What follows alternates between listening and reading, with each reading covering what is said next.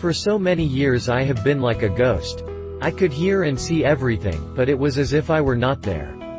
I was invisible. Hello friends. Today I will tell you about a ghost man. This is the mysterious story of Martin Pistorius, who survived something that many of us would find impossible.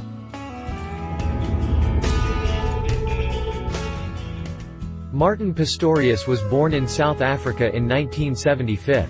At 12 years old, he was struck by an unknown disease. Once back from school, the boy felt malaise. A few days later he became so exhausted that he almost completely lost control of his body and slept all the time, and after a couple of days he fell into a coma. Martin was treated for a long time for cryptococcal meningitis, brain tuberculosis, but no one made an accurate diagnosis. Doctors told parents that if he comes to his senses, it will be moronic and they must take him home to die.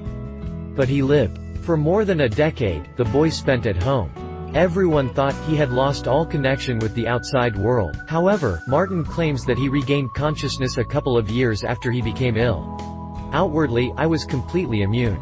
I was in a virtual coma, but the doctors could not diagnose the reason, said Pistorius. No matter what treatment methods you tried, there was no effect.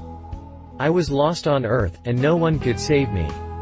At one point, at the age of 17, Martin completely regained consciousness. The boy realized the harsh reality of his situation. He was trapped, landed on a deserted island inside himself. And his only companion was his gloomy thoughts that ate all the remaining hope. It looks like a cold, sinister, frustrating and frightening feeling that absorbs every cell. In the body, Martin recalled. As if you are a ghost watching life from the outside, but not taking part in it. And no one knows that you are there. One day, Martin heard his mother in a fit of despair. She said it would be better if he died.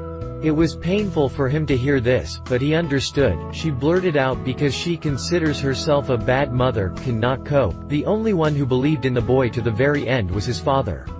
Every day, Dad washed and fed his son, dressed and did massage. He was as big as a bear.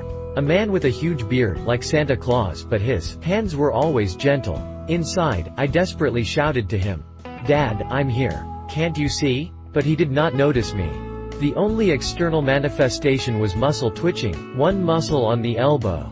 The movement was so small that I knew that my father would never notice him. Rage filled me. I began to choke. "Are you okay, my boy?"